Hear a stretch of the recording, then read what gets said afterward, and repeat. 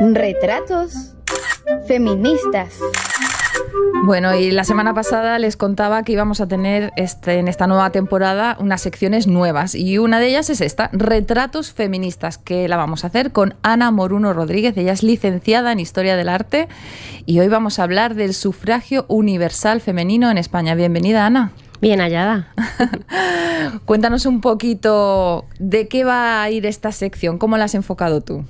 Bueno, pues yo he ido y voy a ir publicando artículos en la web en el blog de Igualdad, y hablará sobre la mujer en la historia en distintas facetas, y vendré aquí y conversaré contigo sobre esos artículos. Muy bien, pues además tienen nombre y apellidos muchas de las veces. Por ejemplo, cuando hablamos de sufragio universal femenino en España hay un nombre y un apellido claramente que yo creo que todo el mundo, espero que lo conozca y lo reconozca, que es Clara Campoamor, pero no fue un camino fácil. ¿Cómo fue ese camino hacia el voto, Ana? Bueno, es verdad que lograr el voto femenino en España, bueno, en España y en Europa y en el mundo costó. Es verdad que en Europa ya había algún país, Finlandia fue el primero a principios del siglo XX, pero bueno, España tampoco fue de los últimos. Pero sí costó. Después de muchas mujeres lo pedían y muchos hombres también, aunque nos parezca mentira ahora, sí que hubo hombres que alzaron su voz por conseguirlo, y fue ya con la República, a partir del 31, cuando se empezó el movimiento por esto. Claro, porque Clara Campoamor primero tuvo que acceder al Congreso para poder plantear la posibilidad del voto, ¿no? Sí, Clara Campoamor tenía una ideología muy clara. Ella estaba en contra de la dictadura de Primo de Rivera, que era en la que ella estaba inmersa antes de la República, pero cuando empezó la República el 14 de abril, que es cuando se instauró en España, el 14 de abril de 31, pues ella consiguió un escaño en el Congreso de los Diputados. Ella y Victoria Kent, que fueron las dos únicas mujeres que había de 470 diputados que había. Sí, además le dejaron a ellas el papelón de tener que debatir sobre el derecho a voto. Obviamente hubo polémica, habían diferentes, bueno, como hoy en día también, ¿no? Diferentes posturas ante este derecho que ahora vemos como obvio, y en ese momento pues no lo era tanto. ¿Cuáles eran las tres posturas claras dentro del Congreso?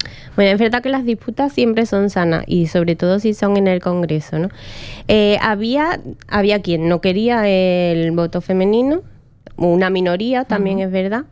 Luego había quien la quería instaurarla ya directamente, en cuanto hubiera unas elecciones siguientes, la mujer ya pudiera votar, y que era el caso de Clara Campoamor, era el que ella defendía.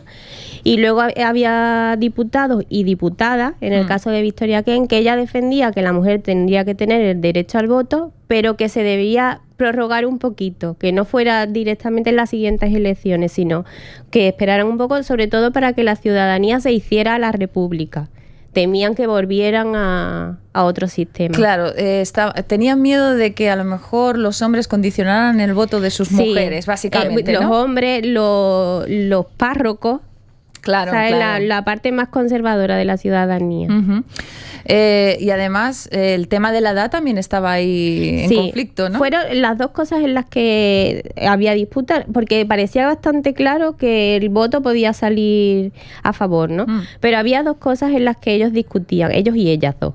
Era la edad y cuándo hacerlo. Cuándo ya lo hemos comentado, y la edad, pues había quien decía, porque los hombres votaban a partir de 23, había que bajarlo a 21, el de ellos nada más.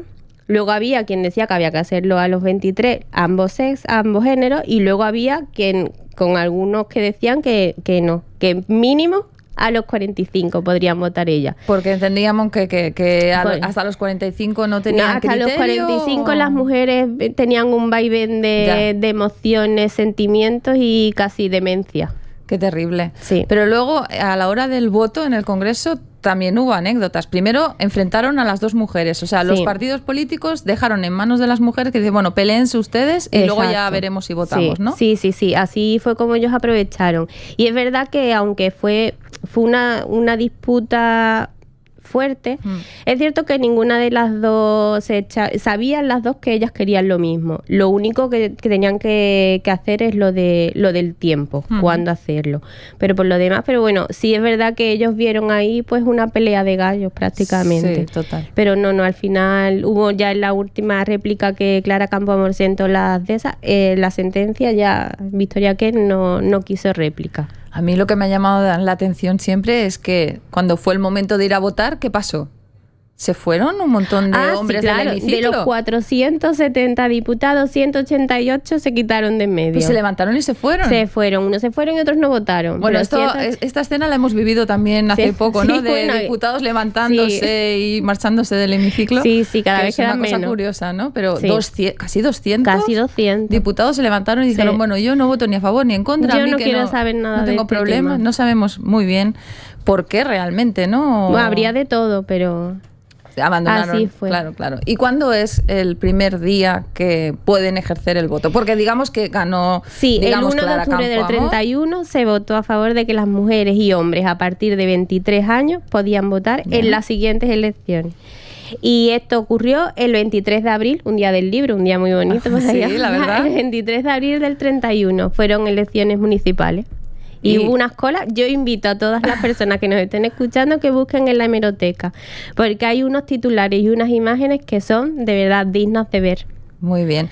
Luego, bueno, ganamos en derechos que luego, bueno, pasó el golpe de Estado, la dictadura, nos duró poquito, es verdad, ¿no? Que duró poquito porque retrocedimos en derechos, ¿verdad? Sí. Fue una pena.